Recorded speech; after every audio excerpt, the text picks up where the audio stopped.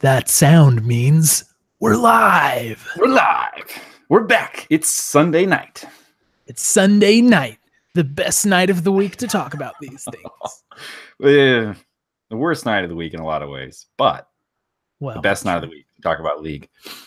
Although I get the feeling most people are listening to this, it's Monday morning. Not a whole lot better in the rank order than Sunday night, but you know, that's when they play the games. You know what?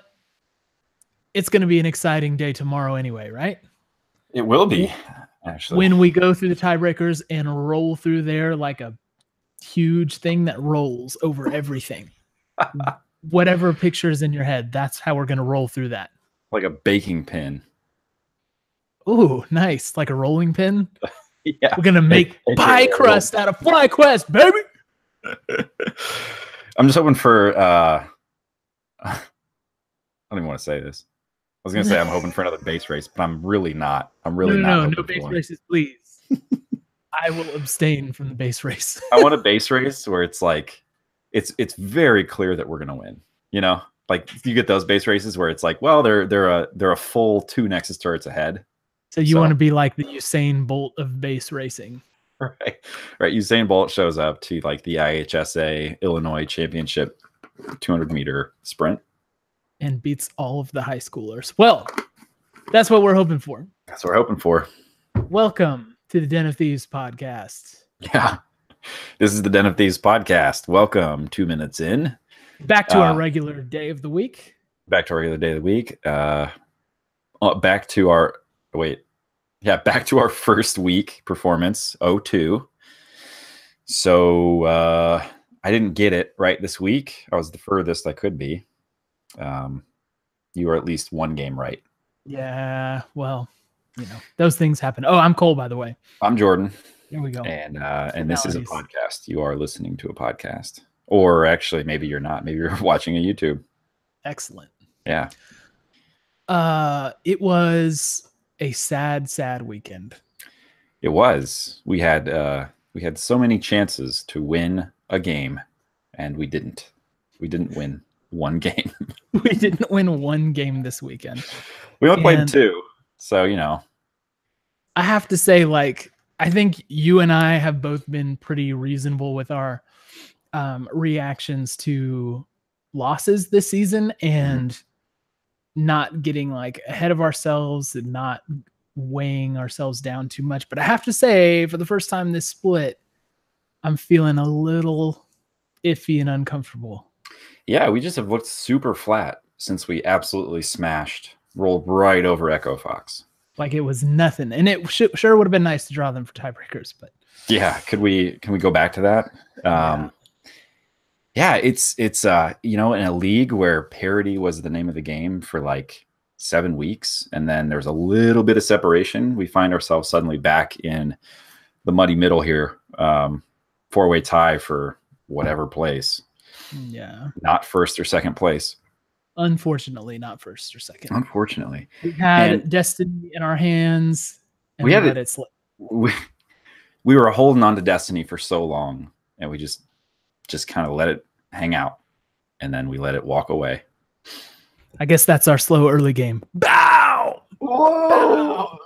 Yeah, but uncharacteristically are also slow mid and late game this weekend. Yes. We'll get into. Yeah, we'll talk about that. Let me first say that there may be some here listening who have heard of our jersey giveaway that we are doing. That's right. The Den of Thieves Small and Mighty podcast is giving away a coveted 100 Thieves Summer Split jersey. And we will be talking about how to enter that contest towards the end of the pod. So stay with us. Enjoy conversation between friends. Right. And this week, the podcast is not recorded. So if you don't watch till the end, you can't figure it out. Just kidding. If you need to leave, just come on back at some point. Yes. But yeah, we'll hit that at the end. And I am super excited. This is the first merch drop that I'm in on. So I'm getting my own jersey. That's right. But I grabbed one for a friend. But I don't know yet. What a nice man. So yeah, we got some jerseys to be given away. So stay tuned to listen for how you can get your hands on it. But first, we will talk about Cloud9. You want to talk about Cloud9? I don't. Nope. Okay, on will. Oh, goodness. Let me run the draft. Let's just run the draft. Let's talk about the draft. Let's spend a lot of time on the draft and less time on the game. Sure. Ssumday took Vladimir. Mm-hmm.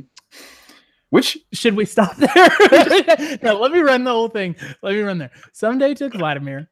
And Nocturne Ryu with the familiar Zoe, Cody Sun on Kaisa, Aframu on Alistar, Licorice on the other side, taking Gangplank and making it work. Blabber took Trundle, Jensen on Fizz, which I believe is one of your most hated opponents.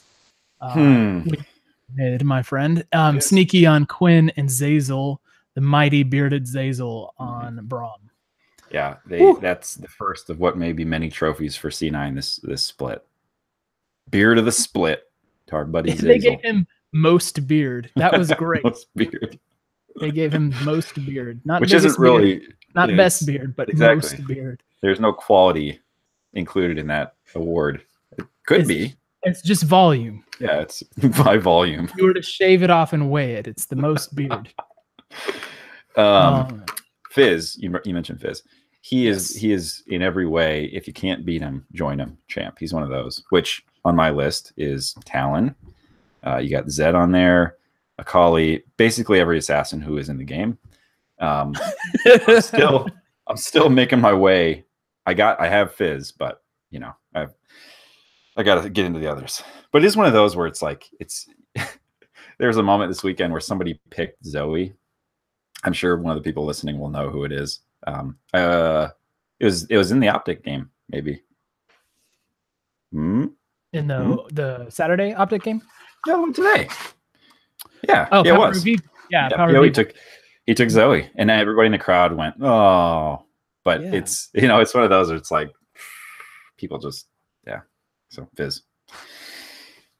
So Fizz was kind of weird, right? And then Sneaky pulled out Quinn, which Quinn is an unusual pick for most people. Sneaky has shown that he is adept on Quinn, and he showed it right in our face in this game, going 6-2 and 5. So I feel like on their side there were some surprises like that, like the Fizz and Quinn picks threw us off for sure in my mind. Over on our side, like I said, the Ssumday on Vladimir, it's not like he's a bad Vladimir necessarily or anything. Not a bad Vlad. He's not a bad Vlad. Nice. But it's just a little bit unusual, right? Yeah, it's a different style of champion. I mean, it's a legit pick, and he was bullying the GP hard. So I mean, it's a counter pick in the GP, and so I felt good about that, right? Like, and this is getting back to conversation we've had previously, but I'm always a fan of us taking counter picks, because I think to not take counter picks is pretty much just to kind of resign yourself to whatever the draft brings. So I think we got to keep doing that. It hurts when we lose, but I actually thought Ssumday played well. He didn't have an insane game the type of game that he's had in the past. But he was bullying him hard in lane. And he did very well in lane. It was just the team fights that were a little bit different. Where I suppose on our side, if we're having Vladimir, I'm used to Ryu's style of Vladimir, where he can totally turn a team fight. Right. And just make it completely work for us. And Ssumday seemed to be a little bit off flanking or, kind of unsure about when to really jump in there and engage. And that was sad. It was sad. I wonder how much of that is just based on the lane assignment there. And I think you get to build differently if you're in mid. Then if you're up top, you just, it's kind of a different situation. But basically, once that GP got his Ocean Drake, man, he did really well on lane. He bullied him. He didn't kill him once, and again, I don't think that's necessarily any fault of his, but the GP just played super safe. He bought Magic Resist, like he went heavy on Magic Resist. He got the Ocean, so he can kind of just withstand the poke, and he actually played him pretty much close to equal, which when you get the counter pick, that's equal as a win in my mind. Yeah. How did you feel about Anda taking Nocturne in this game? Yeah, it's interesting. Nocturne is one of those picks that's almost always banned. So I almost feel like you leave it up and it's hard to not take it, right? Kind of like Zoe. We hadn't seen Anda on Nocturne in league play this split. Yeah. Not to say, you know, that's a weird champion for him to play or anything, because I'm sure he's got many, many, many games on Nocturne under his belt. But it's just, I guess I'm a little bit wary when we pull out kind of question mark champions for us, like something that's not known. And obviously, you know, you can't just stay with the same team composition every week. Right. But I was, you know, he didn't do bad, I don't think at all. Yeah. He finished 1, 2, and 5. It wasn't great, but it was good enough, I think, to just hold in the middle. You know, he had a great shutdown on Quinn. He did, man. Afro and him just had the great team fight that I thought would actually maybe get us back in the game at that point. Mm-hmm. But can we back up though? I'm sorry, that's my fault for bringing up Anda. But no. Let's just talk about the game. Yeah. In general, a little bit, because as you alluded to, surprisingly, we started off pretty well, right? Yeah, yeah. We had. Go ahead, please. I was going to say we had lane pressure, and we were definitely ahead top and mid, which led to, I think we got a super early base out of top, and first blood. So those are all good indicators. Really nice first blood on Jensen. Yeah, yeah. It was mid, right? It was gank from Anda. Ryu put a really tough Sleepy Trouble bubble on him. Yeah, that he couldn't get around, and it cost him his life. Yeah. You know, Anda was stealing blue buff right after that. Yep. And I think one of the things that really did, so to talk about what didn't work in this match, and again, this is part of the larger conversation about NA. You can't really get away from this, but Fizz was such a beautiful pick against Zoe, right? Like he had the answer to Zoe basically, which is just you throw the fish at where he's going to return to, and the fight turns in your favor. Yeah, exactly.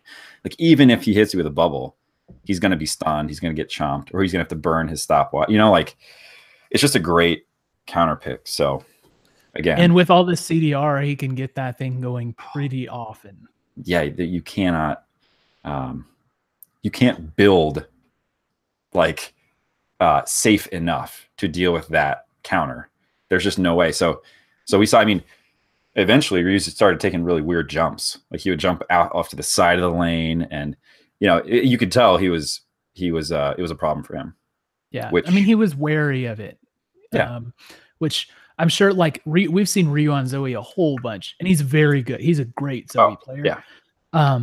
But I'm sure, like when you've got that sort of counter against you, it just throws off what your muscle memory is doing and what all your habits are. Yeah. So it just made him look off. But I mean, even with that, I mean, I have a note that at 17 minutes we had 1K gold lead. Mm-hmm. We're up. We took first turret, so we're up 1-0 on turrets, 3-1 on kills. Yeah. And we were kind of, I wouldn't say we're fully in the driver's seat at that point, but for early game being such a weakness for us, we looked positioned well against Cloud9, who at that point, had won their last 6 games, was it? Yeah. Yeah. Oh yeah. Yeah. They're red hot and we're handling business during our weak phase of the game. So, I really was excited at first, but then we took a turn. And is there something that stands out for you that turned the game in their favor? I think for me, it was they played incredibly aggressively, and we allowed them to set the pace. We got into a couple team fights, basically back to back, which is pretty uncharacteristic for us. And on one, we went 2 for 3. Like we lost 3, they lost 2, so they still had the advantage. On the next one, we lost 2, they didn't lose any. At that point, Sneaky was 5-1 and 2, so he was starting to get out of control with the Quinn. So, go ahead. Oh no, I'm fully in agreement with you. So I think it was a combination of that. So our team fights weren't working. and we were getting pressed into them way too quickly. Which right, that's exactly it. It was they were forcing the team fights before we were really ready for them, and then they seemed to have a reaction to whatever we do premeditated. You know, and we didn't seem to be able to like burst enough off of them. Our damage wasn't there. Yeah. And that was one factor. Then another factor was that I thought was really uncharacteristic is we spent a lot of time running, just retreating down our lane. And I think Afro, what was Afro's final stat line? He was 1, 6, and 5. Yeah, that is not a good stat line. And there was just so many occasions where I think he tried to engage. The damage wasn't there to back it up. He had some amazing engages, but he would just find himself in the middle of all, like their whole team basically. And the burst wasn't there from us. We couldn't knock people out to save Afro. And so a lot of the time it was just him trying, either kind of sacrificing himself to soak up damage and let the others escape, or like everything falling apart. But I can't recall a game where our disengage has been so kind of discombobulated. Like it just wasn't working as it needed to. It seemed to be, to me, I mean, I need to go back and watch it to really be sure, but you know, it seemed like they were really grouping and roaming a whole lot. And maybe it was just more than we're used to. Yeah. You know, maybe they would have an extra man in the fight like that. You know, maybe they send 4 instead of 3, you know, when we'd be expecting that. And so it just seemed to be a little too much for what we were prepared for. And then, like you said, like eventually, you know, they get some kills off, and Sneaky he's got Storm Razor on Quinn, and he's essentially like taking half health on his first auto, right? On Cody or whatever. So it's just like there's not a whole lot you can do about it. He's got super fast. Yeah, he's got incredibly high mobility. So his first auto is he can kind of just pick where he wants to put it. So yeah, that was a problem. Pocket pick, you know, they got a pocket pick, they got a good counter pick.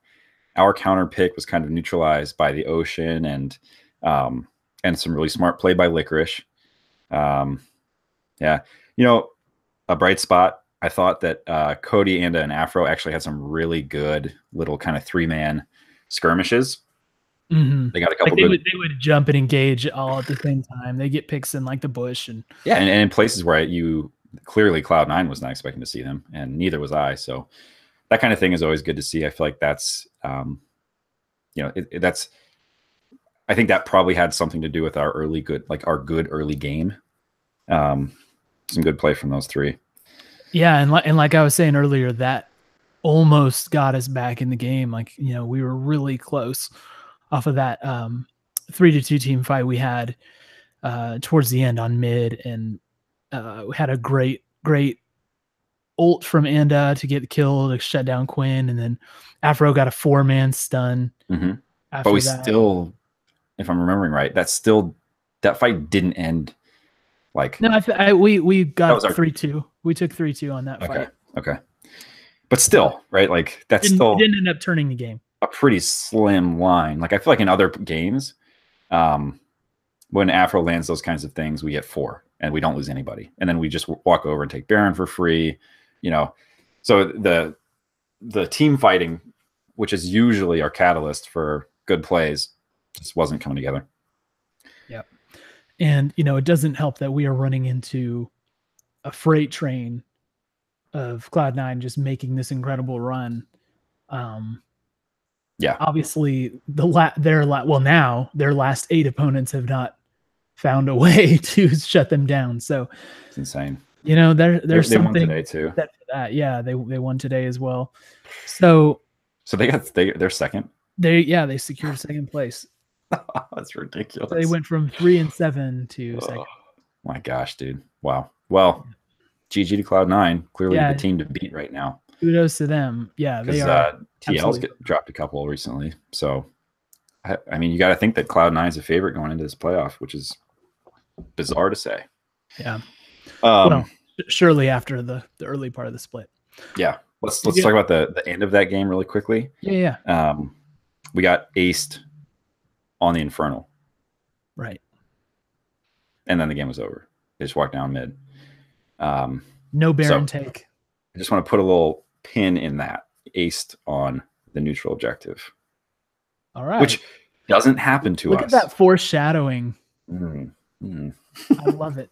My only other note from this game is, can we please ban casters saying the phrase squishy members?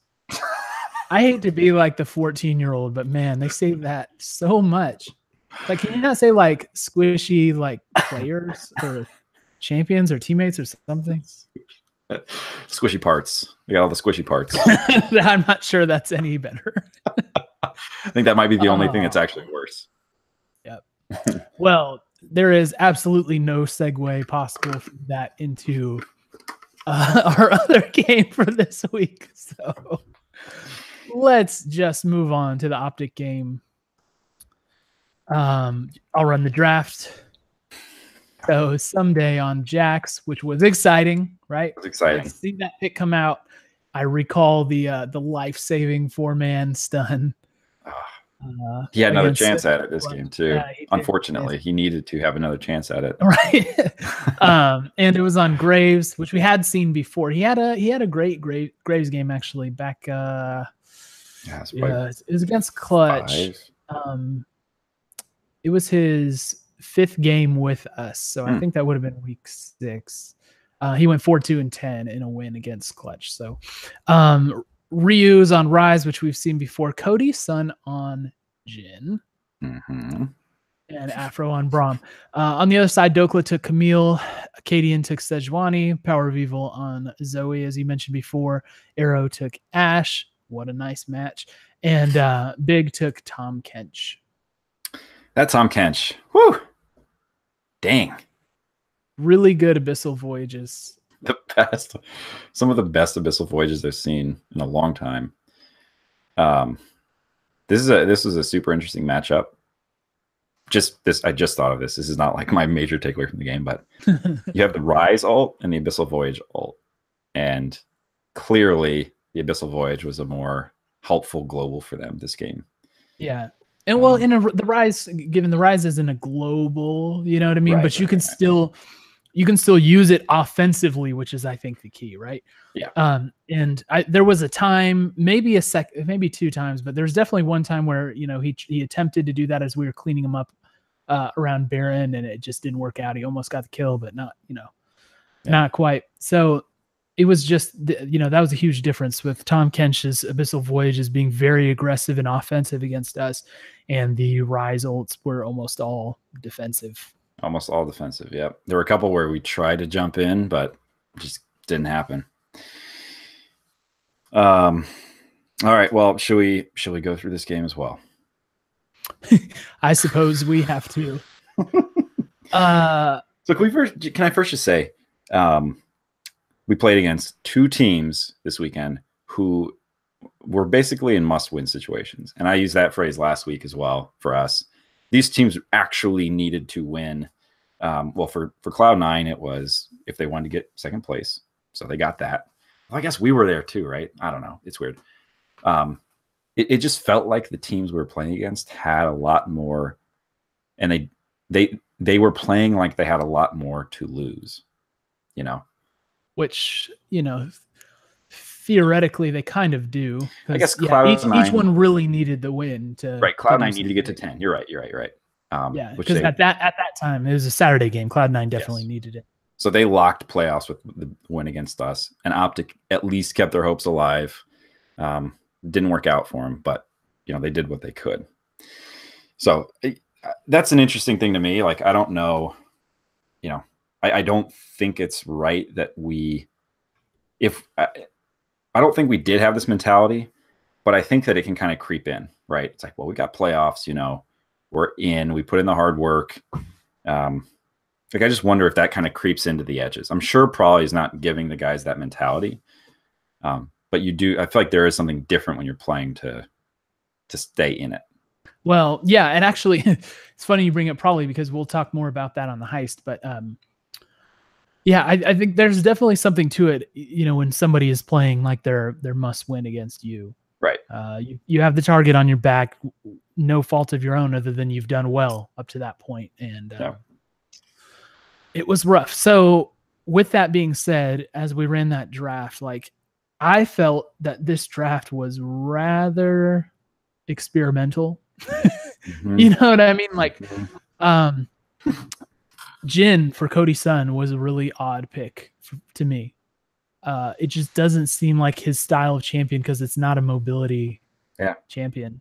Right. And I know we've seen him play like Varus and stuff, but at least like Xayah has her ult, you know, and she can kind of escape a little bit. Obviously Kaisa can dive. It was just interesting because he has not played Jin all split. So is this really the game you want to pull out? Something like that? Right. Yeah. I mean, at stake here was right our us playing a tiebreaker to get a bye. And let's just be clear, a bye has huge implications for us, right? It gets us one step closer to Worlds. There's a scenario here where we don't make Worlds, like we're not a lock for Worlds, right? Yeah. So, I mean, there was a lot at stake for this game. So, I would have preferred to see something a little more familiar, even if the matchup wasn't. Yeah, they threw no bans at Cody's son. He picked second. Right? Like we still put a high priority on getting him that pick. It just seems like a really odd priority pick for him. Yeah. Yeah. Funny enough, the bans were all Anda really. Like Nocturne, Kindred, and Rakan could go either way, you know, but we've seen Anda play Rakan and kill it. So isn't that funny? It's like targeting our weakest, you know, well, maybe our weakest team member with the bans. Maybe there's something to be said for that. Our newest team member. Like I said, I'm on the record. I like Anda, and I think the truth worked out. But so yeah, it just didn't seem like the right thing to do. I'm not mad at Anda on Graves, especially because that can be good in this situation. Ssumday on Jax was, like I said, is an exciting pick, but I don't know. So were some others. So were some others he could have made, or yeah. So yeah, you know, I wasn't wild about it, I guess is what I'm saying. And actually, I had the pleasure of playing Jax this weekend once, and just getting absolutely smoked because I have no idea how to play either. It was in Nexus Blitz, so that's just to be expected. But he when I think of Ssumday and his really crazy games, it's because he's got incredible survivability, right? You just don't get that with Jax in the way that you do with these other champions. So, well, depends on how all of his cooldowns land. You know what I mean? Yeah. He does have like dodge and stuff like that, but like compared to Mundo, right? There's no comparison. Well, sure, he doesn't. Yeah, he's not Mundo, but which, I mean, in some ways, I'm like, I don't know. It doesn't. And Mundo was banned, so obviously we couldn't have played that. But yeah, it felt like he was much less of a threat or a problem than when he's on Mundo. So I think that's a super smart ban from Optic. You know, like, and maybe that needs to be a higher priority pick for us because that was a second round ban. But like, I would have definitely put a higher priority on Mundo than Jin. I definitely would have as well. But you know that, and the other thing is, clearly they mentioned this in the cast. I mean, Optic had choice of side for this game, and they chose red. So they chose, hey, we're going to counter pick, right? Which is interesting considering the win rate for 100 Thieves on blue side. So it was a risk, but it was obviously a risk that paid off, but maybe not because they did such a great draft as we didn't. Yeah. Well, and this game was really interesting because, again, strong early game. We got the first blood at level 1. And then we even got, I think we got a return gank too afterwards. So we were really punishing, I'm pretty sure it was Zoe. And it was Power of Evil on Zoe. Yeah. So it started strong, and then you look at they were never ahead in gold that entire game. They didn't get one gold lead on us, which is so weird because we're used to winning games. Like I'm used to watching Thieves games where we're down 3 or 4K, and I'm like, oh, good, we got this. You know, like it's all coming together now. So to be up and to be up pretty significantly, I think, you know, we're up 2K for a long time. Here's some other things to think about, because like at 7.5 minutes, Ssumday's up 20 CS. Yeah. And at 10 minutes, Anda is up 26 CS. Right. So we've got the gold lead, we've got CS leads, we've got kill lead. Again, where is this great early game coming from?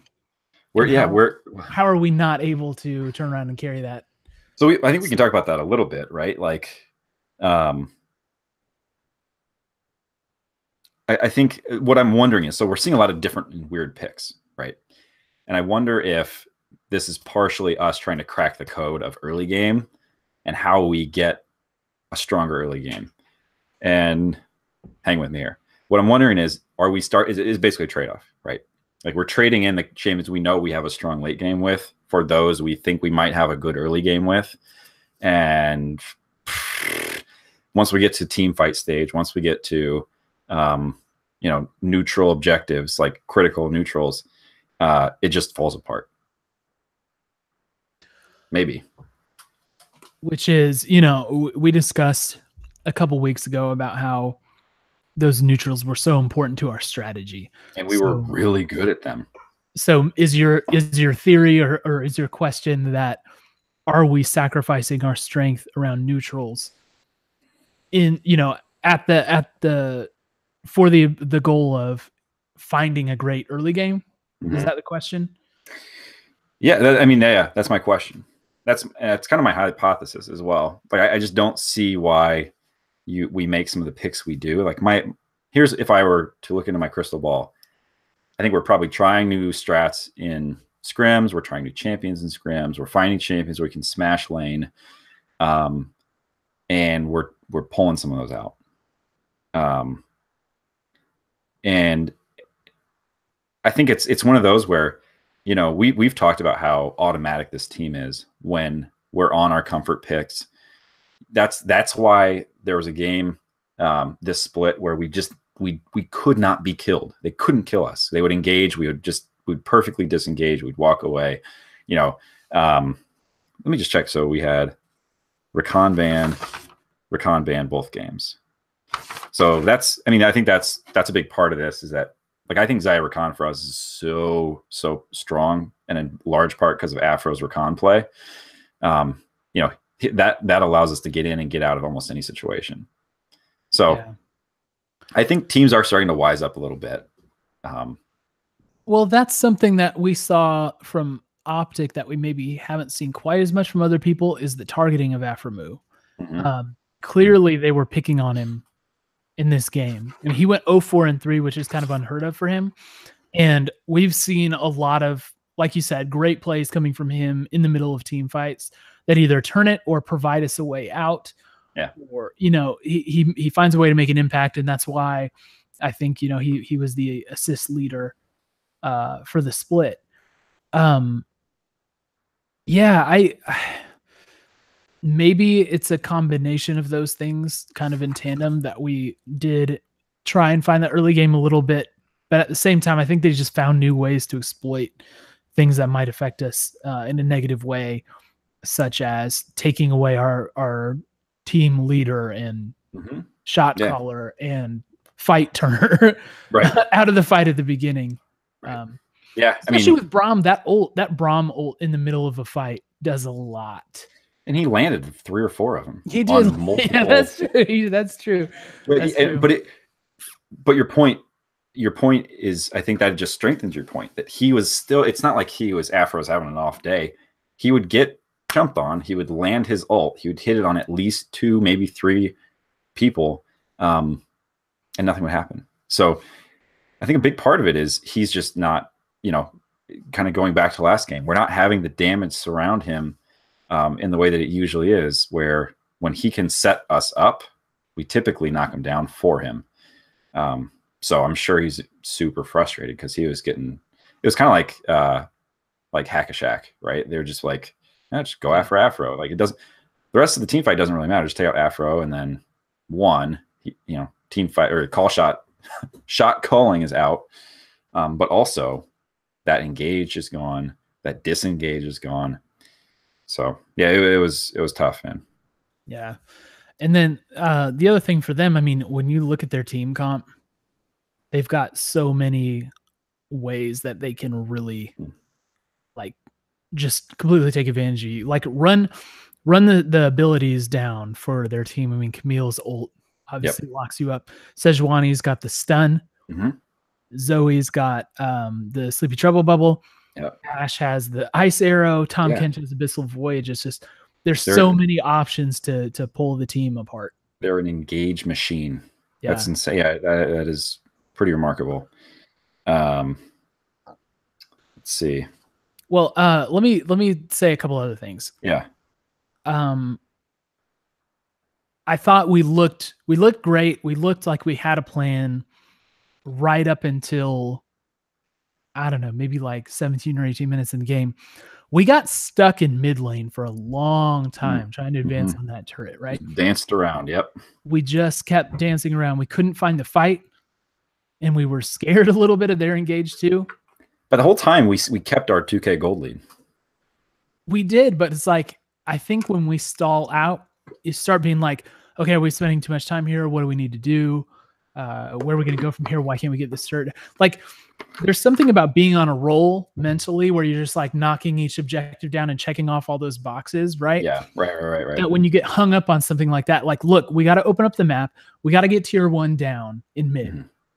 And we can't do it for like literally 5 minutes. Yeah. We're just kind of like aimlessly there. And I think that just throws up, you know, some roadblocks in our way. At least, like you said, we held gold. In fact, we even increased it shortly after that. Like we got up to 4K ahead after that. And then when they took Baron, we had an amazing response to Baron. Yeah. Yeah. They lost gold on that. Yeah. They lost gold because what happened? They took Baron. We took 3 of them down in the process. They were able to save 2. So 2 are still buffed up. But we immediately took top turret and top inhib.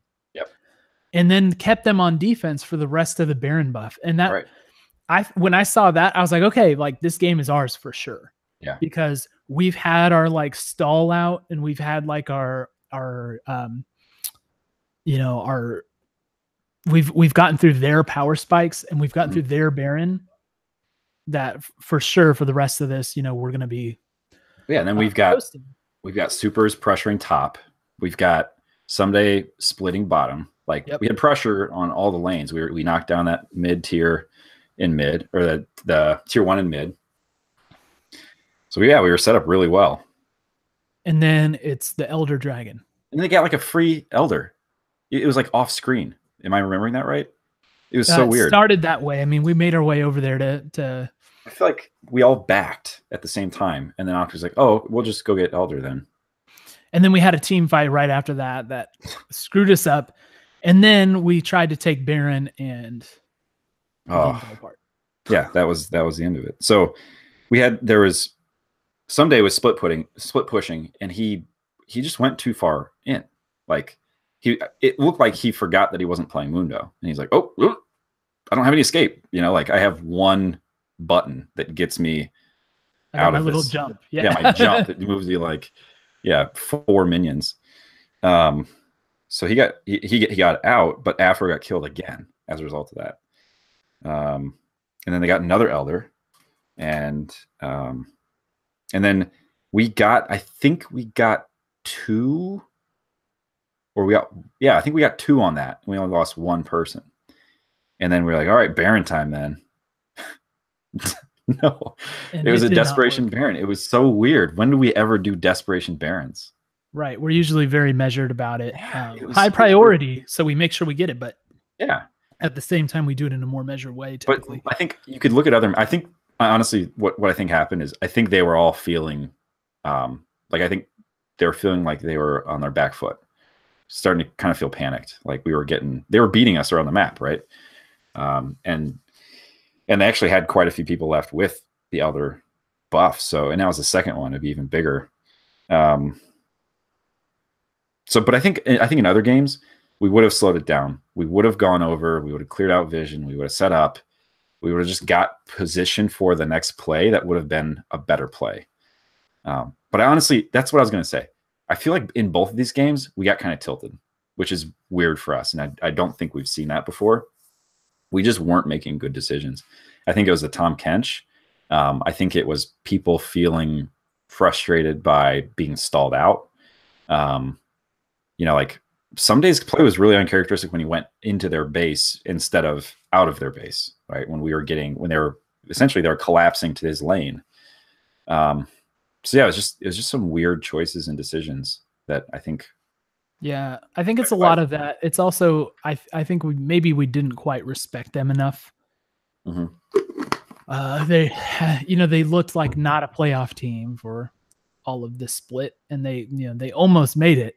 Yeah, as we saw, but it just felt very bad, man. Feels bad. It was felt very bad, man. That's one level up from feels bad, man. We've refined this meme even further. Here, so let's talk about a couple things like in the more big picture for the team, and then we can transition into the heist. So for me, the worst part about this whole split, or about this whole weekend, is that Ssumday has definitely lost the MVP. Yep. This weekend did not go well for Ssumday. In the Saturday matchup, he's against Licorice, who is also one of the contenders for MVP. I think he has to get it. And it's a lane matchup. He went 1-2-3. Licorice went 2-1-8. Yeah. And Cloud9 gets the victory. Then in this, Dokla and Camille went 5-1-5 to Ssumday's 3-2-2. Yeah. So he got outplayed pretty badly by Dokla, and not all of it's his fault. No. Not all of it's Ssumday's fault. And believe me, he is an amazing player, and he provided, one of the more memorable moments where he almost turned it at the end again by taking out the minions and getting the turrets to turn on him.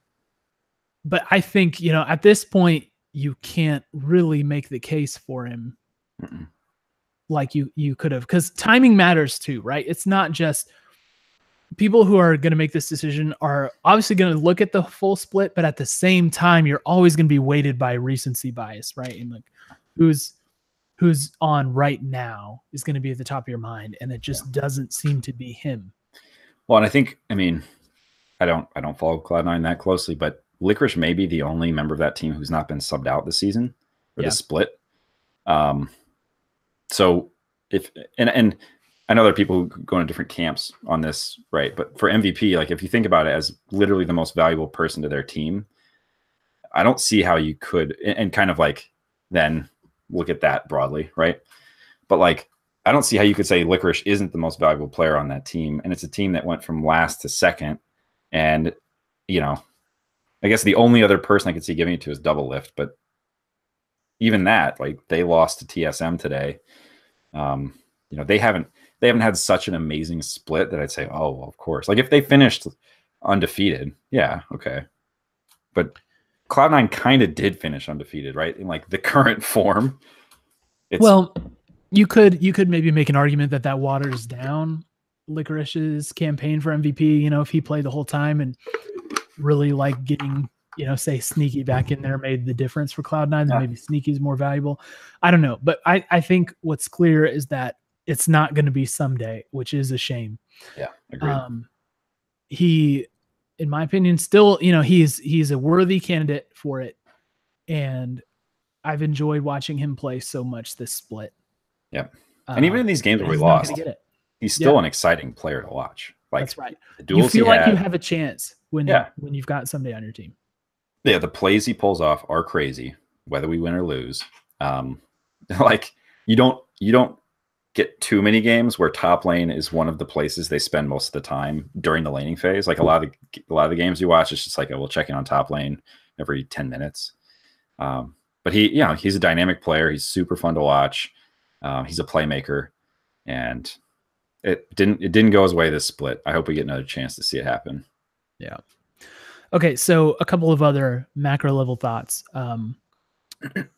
So looking at Anda, right? and how he's performed, which you and I are on record we like, and I think he's been valuable to the team. I think the team overall was better, than they were before the trade was made. But do we need to take him off of carry champions? Is that the problem for him?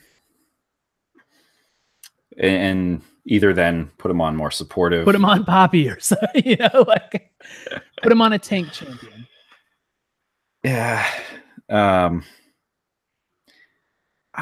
don't know. Is it on him? Like we talked about last week, all those, and I think they talked about this in the team too, in the heist, but all the Drakes, the objective stuff we've lost. I think a lot of that, I'm not sure how much I'm ready to put that on him. Mm-hmm. Like I think during laning phase, that's you. You've got to be on that. You've got to be in the right place. You've got to know when the other jungler is going to walk up, so you can contest it or counter jungle. Like make it hurt. But I feel like a lot of these Drakes that we've been losing have been after we're all kind of teamed up, and either we lose somebody, right? It's just so. I think that's one thing you can look at really quick and say, what's going on? Well, just think about how that might affect the whole thing. If he's on a more tanky champion, like all of these team fights where we don't quite have enough damage, mm-hmm. If he's in there, he can tank it up a little bit. And maybe we buy some more time. Yeah, I would definitely say I'm not a fan of. I don't feel like our team is one that is really well suited for assassins. Our play style doesn't really fit that. I do agree with you. I think since it's team fight for us, that's what we win by. I think we need to give him a champion who fits well into a team fight, and Nocturne is not that champion. Yeah. Even though he's made a couple of good plays on. He made a couple of good plays, but it was kind of after the team fight had broken and things were, unraveling a little bit. Like he got that one on Quinn when everybody was running, so it's nice to have that, I guess. But it does seem like giving him just either more concentrated damage or allowing him to stand in there so that someone else can just pour damage in. Yeah, I think I'm with you on that. I do have to bring up a slight counter argument to my own thing I just said, because as you were talking, I kind of pulled up what Andis played this split, and he has 2 games on Trundle, which is obviously a more tanky jungler. Yeah. And he went 3-4-2 and 3-6-1. So cool. Maybe that kind of play style he's not as comfortable with. Or maybe it's just a Trundle thing. I don't know. Obviously he was great on Poppy. Yeah. But maybe that's a place to look for something, something that to give the team a little bit more. Yeah, I could see it. I mean, I think what I'm getting from what you said is I don't think I like him on Assassins. Yeah, that's fair. That. Yeah. Just like I like Cody a lot more on Crit Marksman. Right. Scaling Crit Marksman. Like, yeah, okay, do that. Seems to thrive a little bit more in that. Yeah. Okay, and now, so one more team thing. What do you think their mentality is now that you were sitting pretty in second place, contention for first in the last, few weeks, and then you go 0-3 in your last 3 matches. You now find yourself in a tiebreaker situation where you could get the 6th seed here. Yeah. Like that is not out of the realm of possibility. No, not at all. So what's the mindset of the team right now? What should the mindset be? Mm-hmm. How are you feeling? It's interesting, right? Like we are in the regular, well, I think by almost any measure, we're the most successful of the new organizations. What I think is not yet established is whether we are one of the best organizations in the LCS so far as performance goes. Even though we finished second last split and we've always been in first in the regular season. Yeah, and exactly. And that we've been hanging around the top of the table and kind of like the top 2 or 3 for almost the entire time. But we just can't close out our wins. 1, when we need them, and 2, when we're up against the really stiff competition. So I mean, you look at, we lost to TL. So we've lost 4 of the last 5. We lost to TL, we lost to TSM, we lost to C9, and then Optic, which is a whole nother thing. But so mentality wise, like what I think the risk is that we start to get into kind of this self-doubt, not of like, are we not going to live up to the TSM thing, but I'm sure there's a ton of self-doubt there. More of like, do we actually belong here? And I think that's where you start to lose your edge in like a lot. You take less risks, right? You play more conservatively. And I think, you know, we're a macro team. We play the long game, but that we tend to blow it open with these crazy exciting plays, whether it's Cody or Ssumday or Afro. You know, like that's what really differentiates us, I think. So confidence is super important in that sense. Yeah, so it'll be interesting to see what Prawley does to get the confidence level of the team up. Yeah. I typically really like his coaching style, the way he talks to people and the way he describes his process on the heist. I'm a fan of how his approach has been, but he's got a tough job right now, and he's going to need buy-in from the leaders on the team. Mm-hmm. He's going to need buy-in from Afro, especially during this time. It is good to have someone like Afro in your back pocket, that has been in competitive situations and has been able to pull things out. Yeah. We're really going to need a lot of attention to our mentality as we get ready for the playoffs. And quite frankly, there's not enough time to really make those kind of adjustments ahead of the tiebreaker games, which are tomorrow. Yeah. So, we'll have to see how that goes. But, if we were to fall behind in the tiebreaker games, that could be, in my opinion, a lethal problem for the split. Yeah. Like if we fall into 5th or 6th. Yeah, I agree. Well, we get matched up against TL, right? Like a replay of, I think earlier this split, I'd say, I hope we run into them again, but I hope it's not until the finals. First round would not be it. I guess they'll get a bye. So, well, do you want Cloud9 right now? Is that what you want instead? I don't want that either. Speaking of a quick note on TL, it was pointed out to me that we have beaten Liquid. I think it was week 2 of spring split that we beat them. Yeah. So I previously said we'd never beat them. It's really like never in the last almost all the history of the organization. But we have that one win to rely on. There we go. Well, look, let's talk about the heist then. Yeah. One more note on that. So go ahead, please. Afro getting beat up this weekend is actually a really interesting problem for us. I think we'll get a sense for how resilient he is mentally. Just feeling like he didn't have 2 of his better games, obviously, going into the tiebreaker into playoffs. So I hope that he can bounce back. We'll have to see. I'm honestly not worried about that. I think he's a pro. You know what I mean? Like I agree he didn't have his best games this weekend, but he's the kind of guy that maybe you get those bad games out of the way. You know what I mean? And it's like, all right, that's cool, because that means he's going to probably tear it up for the rest of the time.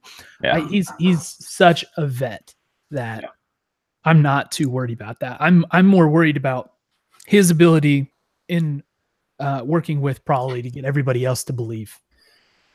Yeah, that's so interesting. I just, like, when I look at the squad overall, I'm not sure who wouldn't believe at this point, So maybe for me, it's like, I think we need to, if we can get back to what we've been doing to win this split, I think we'll be fine. I would be most surprised if we went back to a strategy that's worked for us and it didn't work. Because I don't see anybody on the team being like not in the right mindset or not engaged or not on. I just think it's some of these. We've talked about. We're not going to be able to funnel to Cody's son, So yeah, we'll see. So in the heist, one of the things that I really liked about it was hearing the story behind the Poppy call for Anda. That was awesome.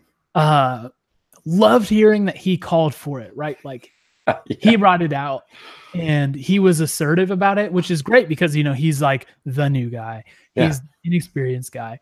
He's the guy that has to like fit in with everybody else. And then, you know, he has this idea, which worked out great. And he's sitting there. I don't even know what runes to run. That is so awesome to see him turn around a 3-2 and 8 on Poppy after he says that. Like, wow. That was just amazing against Echo Fox too. For not knowing which runes to take, he didn't hesitate at all. Like you never would have known listening to that it was like in his mind. He's like,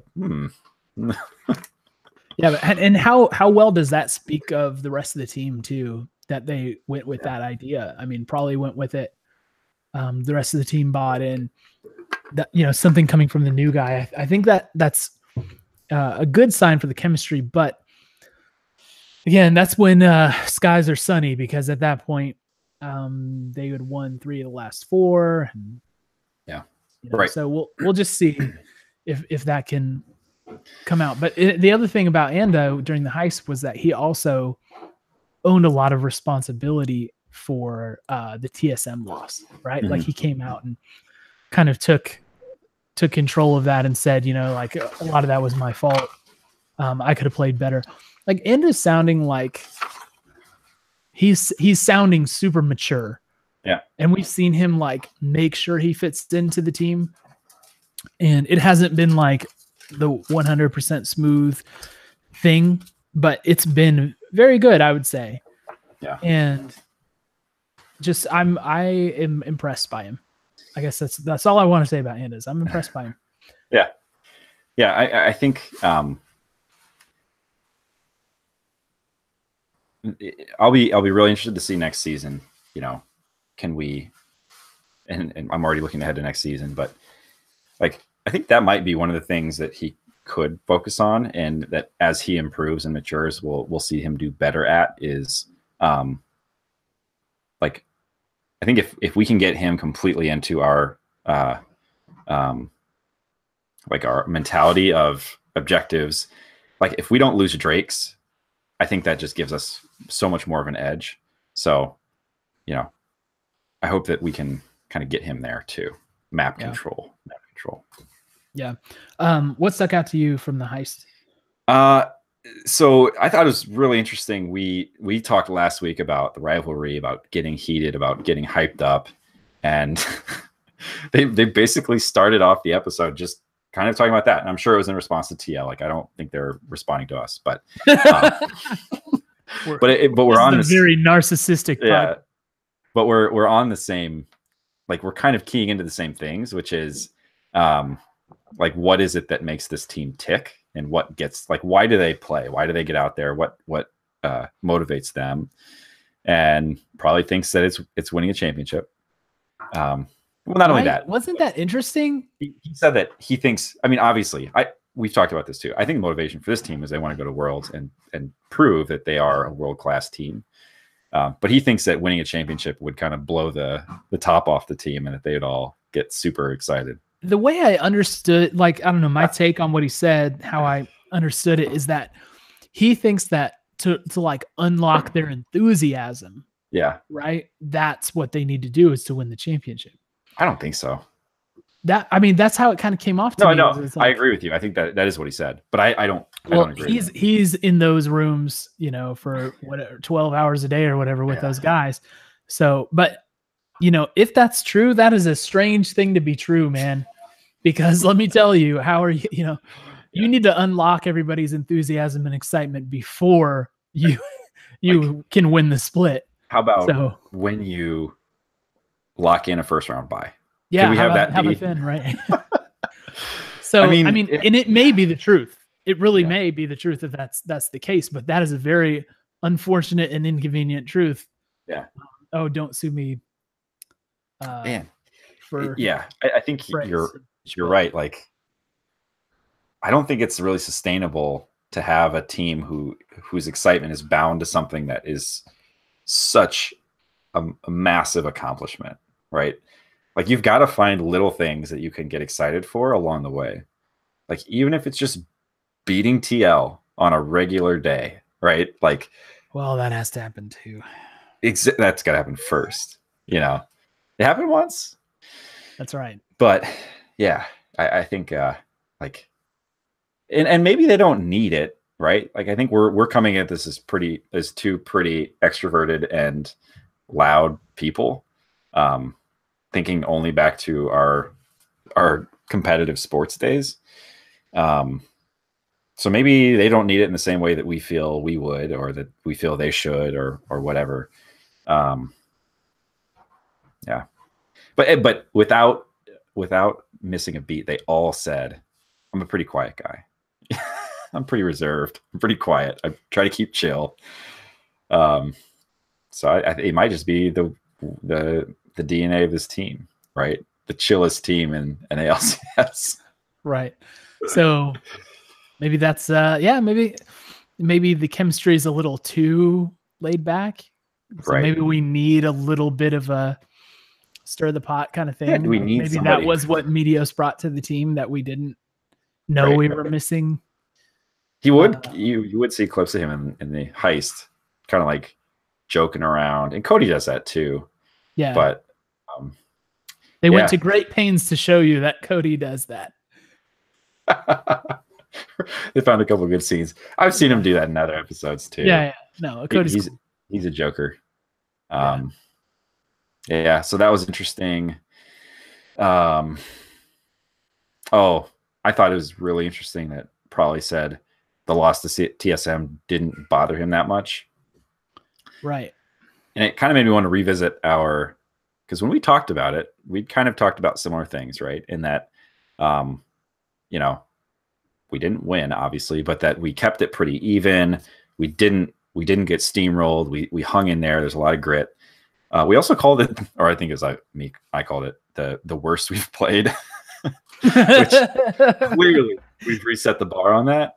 But I don't think you can have a game that is both the worst you've played and one that is pretty positive.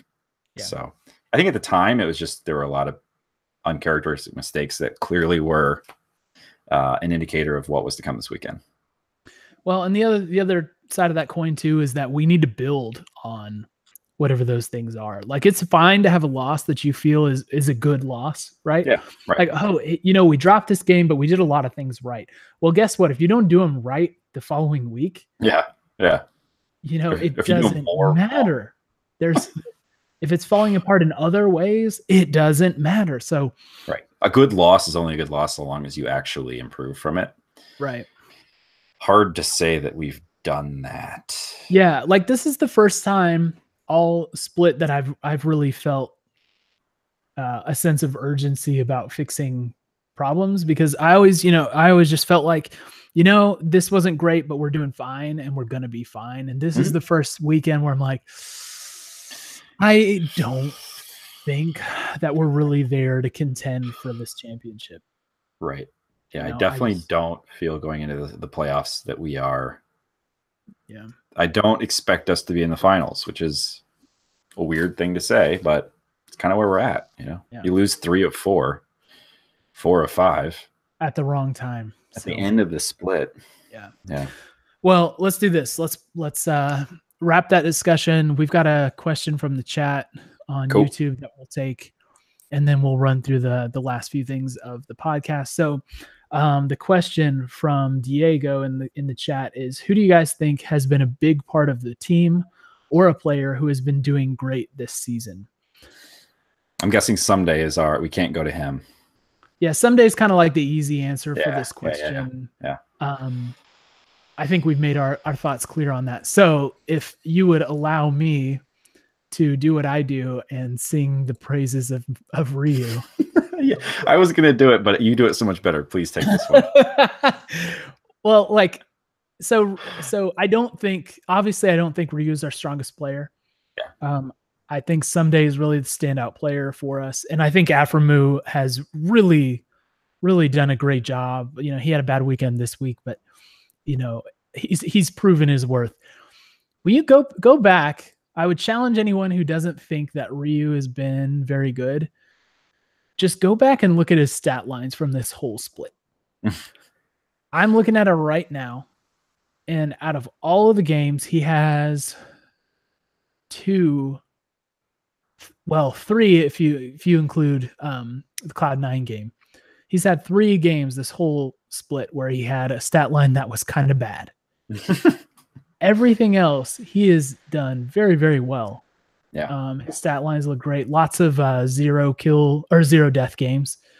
That's big. He had a run on Zoe where, he was just unbelievable. He went 304, 213, 306, 408 on Zoe 4 weeks in a row. That's crazy. Ryu has really proven that he is a piece of this team that belongs, and I'm proud of that. Go Ryu, man. Look, you convinced me many weeks ago that your view on Ryu is the right view. So I'm right there with you on that. It's interesting. We talk a lot about, we talk about Cody, his good games, the games where he pops off.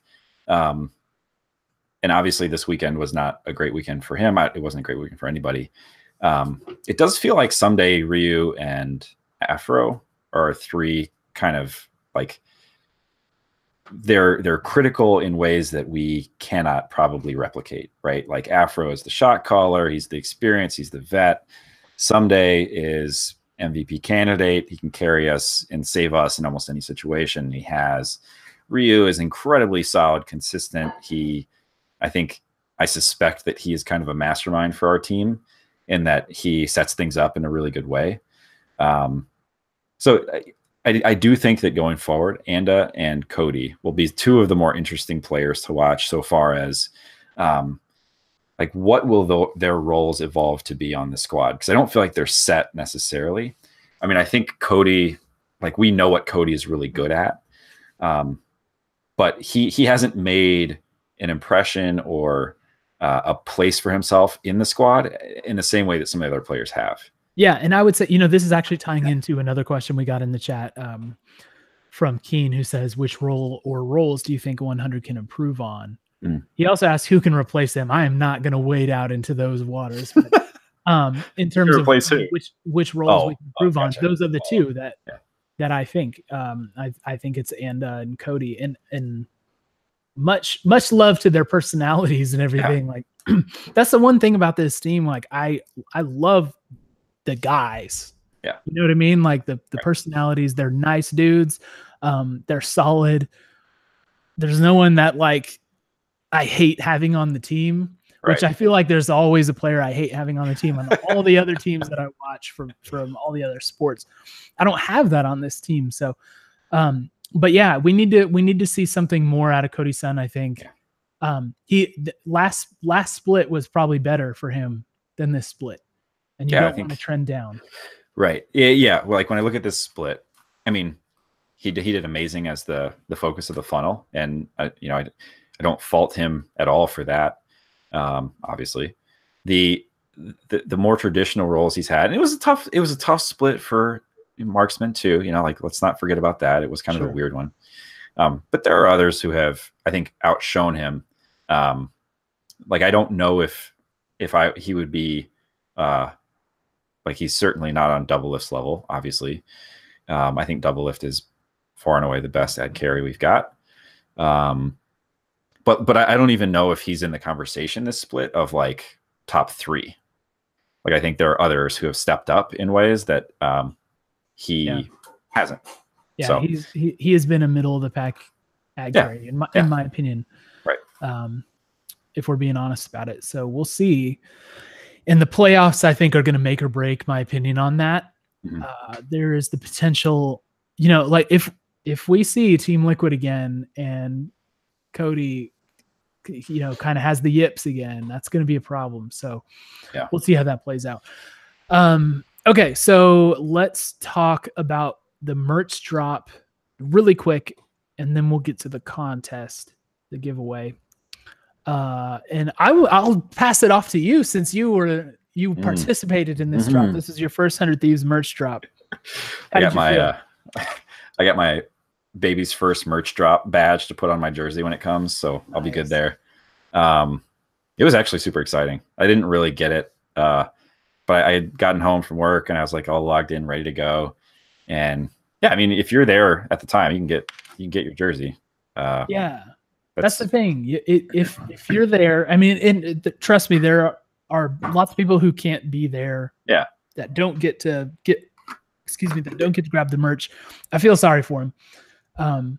But it's not like you're doing the Yeezy drops where, you know, the server keeps crashing over and over again, and you have to go through all these captchas, and then your like cart will empty itself and kick you back out to the main page. It's not like that, but it's still exciting. And I would also add that it's really fun to be on the Discord at the same time the drops are going down, because the 100 Thieves Discord has an apparel channel, and everybody kind of sits in there and they're all talking, and it's like fun to be in that back and forth as you're waiting for the drop to happen. And then once it drops, everybody is shooting their like confirmation screenshots, and it's fun. It truly does build that community around the team and around the brand that you're hoping for.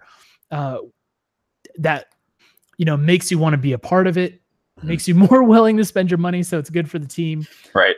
And then you have a story to tell when you have the merch. So yeah, it is. There's definitely something more than just like, oh, you went to Dick's Sporting Goods and got a jersey for the team that I like too. That's amazing. Yeah. Well done. Yeah.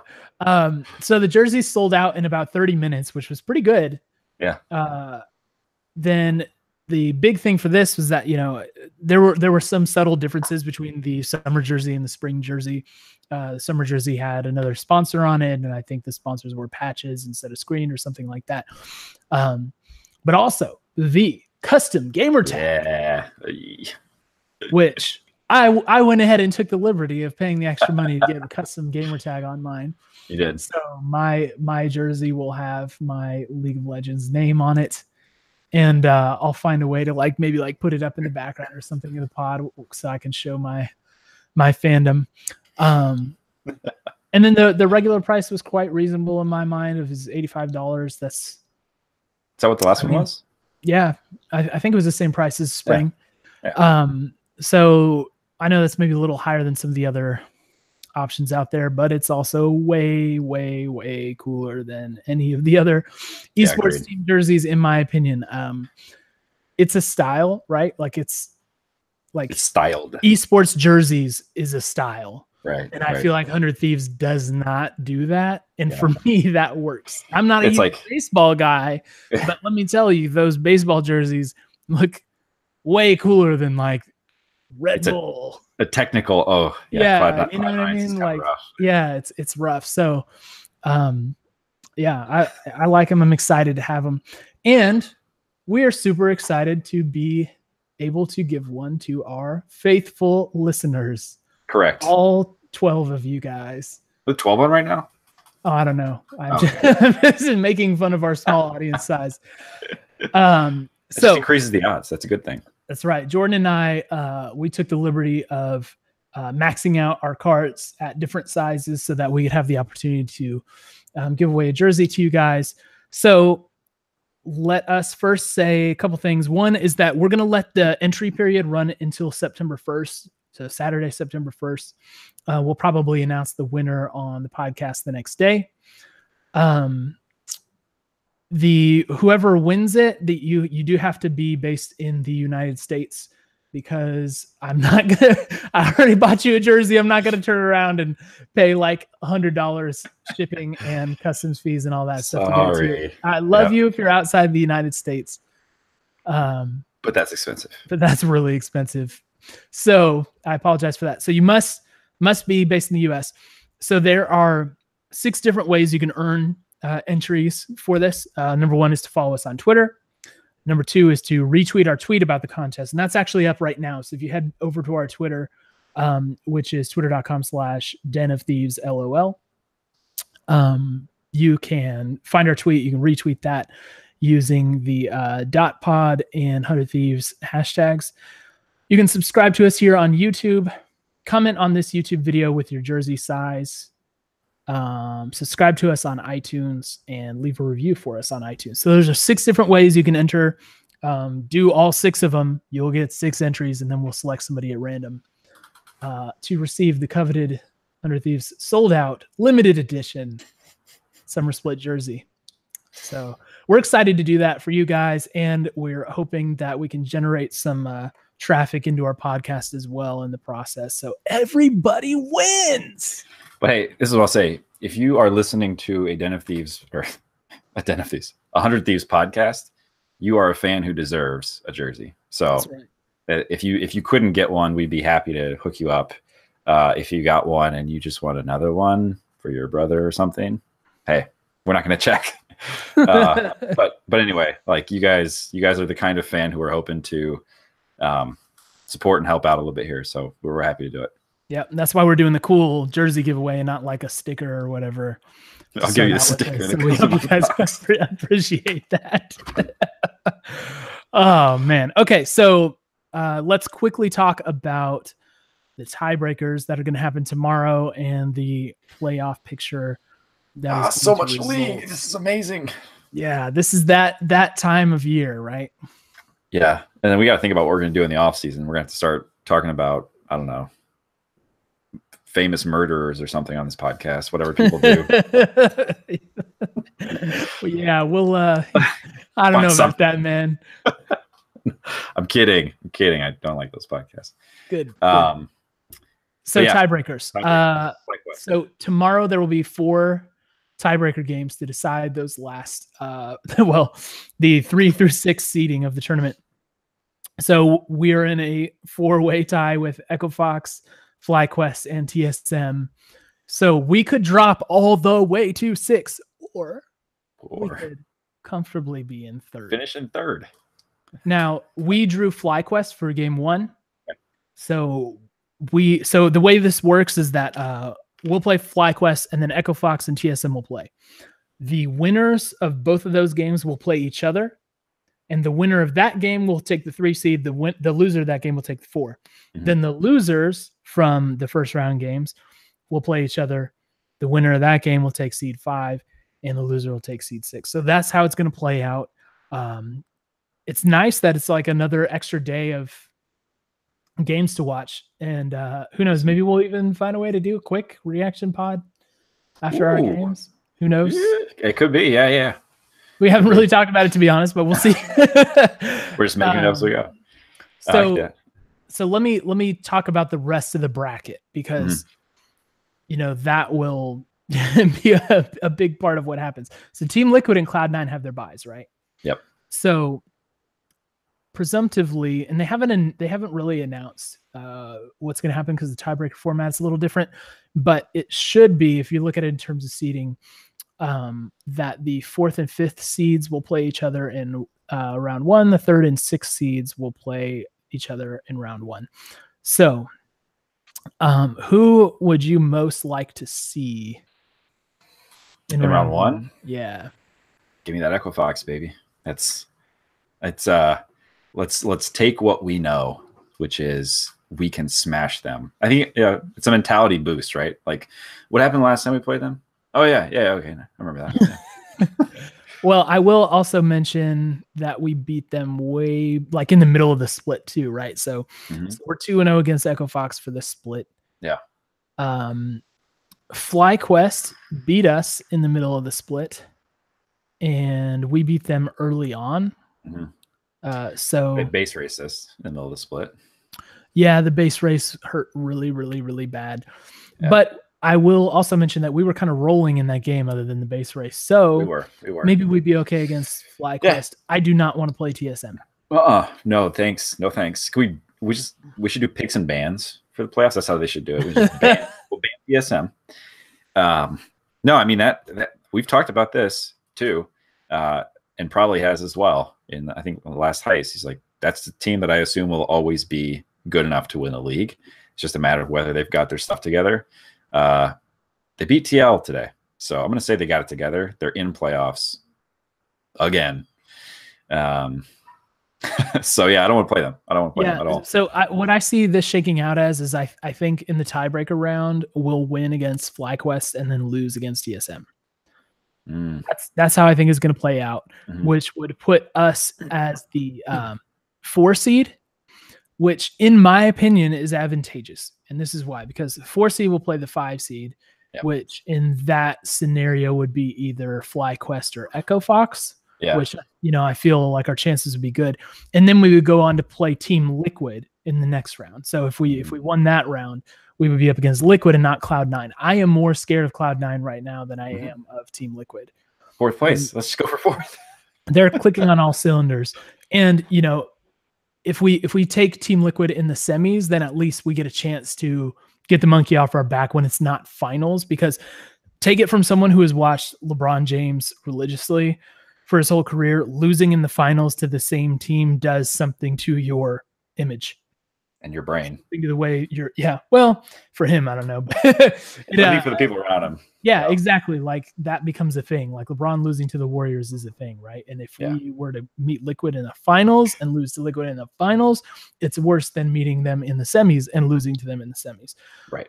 But other than that, I just think we have a better chance against them than we do against Cloud9 at this moment. Yeah. So then, maybe TSM gets out of their side of the bracket. They face Cloud9, and we get either TSM or Cloud9. You've predicted like this whole thing out, man. Well, hats off to you. That's bold. That's a hot. You give us you bring up the fact that we haven't actually made predictions. That's what I was saying. Our best route is. Gotcha. Okay. So do you want to predict as well? Do you have another? I mean, you've already done that. I did predict the playoffs or the tiebreaker. Excuse me. Yeah. So, yes. So in that case, I think we get to the semis against Team Liquid and drop it. Okay. So that's going to be my prediction. I got to be optimistic. What fun of the playoffs to watch if you come up with a bad outcome early on. I think there's an outcome here we don't play Liquid in the semis. It's if we win the whole thing, right? If we either lose all the tiebreaker games or win them, then we're on the other side of the bracket. We're going to win them. Both.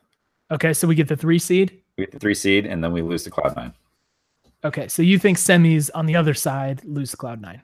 Yep, and I'm going to call it that, 1, so that we have something different to talk about, and 2, because my brother-in-law is a huge Cloud9 fan, and of course this will happen. Well, I am sorry to hear that, and it sounds like there needs to be a divorce that happens in that family to remedy the situation. Well, they're not married yet, so maybe I can still. Oh, okay. All right. Yeah, maybe you can mess it up before it happens. Wow, that was the worst thing we've said on the podcast, so maybe we should just stop while we're ahead. It's all good fun. It's all good. Oh boy. All right. Great Man, hard week. Hard week. This is the first week that we've talked about that's been a real bummer. Yeah. Bummer that it's the last one, too. Yeah. Last week of the split. Yeah. But we got more league. We got free league coming, baby. That's right. And let's have faith not talking as like objective reality people. Now I'm talking about fans. Yeah, we're fans now. Put on your fan hat. Put on the fan hat. Let's have faith in Prawley. Let's have faith in Afro. Mm-hmm. We don't need to struggle to have faith in Ssumday. Mm-hmm. So that can go unsaid. And let's hope they can write these things, and that tomorrow we'll have a lot of fun stuff to talk about. Yeah, and Cody and Anda too. Like those are the 2 guys on our squad who are not, I'd say, on the same tier as the other 3. That doesn't mean they suck. They're not bad, and we've seen them have crazy games. Like I spent a lot of time talking about plays that Cody's made, so like there's reason to be confident. We just got to have a reset. We have a hard reset here going into tomorrow, and I think we'll get turn it off and then turn it on again. Blow on the cartridge, put it back in. I think we found the episode title. All right, and with that, let's finish up. Thank you to everyone for joining us. Thanks for your questions. Guys hanging out in the YouTube chat. asking us questions. We invite everybody to do that or to get at us on Twitter. Again, watch in the description for this video, so the link will stay the same and it'll stay on our YouTube channel. We'll put the contest entry rules and everything, so you'll have those. Make sure to follow us on Twitter so that you can do that. So at Den of Thieves LOL, and we'll look forward to speaking to you guys. Maybe an extra time this week, or maybe we'll just wait until Sunday. We shall see. Let's try for tomorrow. Why not? Let's see if we can do it. Make it happen. I still have a newborn baby in my house, so that will be a fingers crossed situation. But we'll do our best. We'll see how it goes. All right. Thanks for listening, everybody. Take care, everybody. Catch you later. We love you. Bye.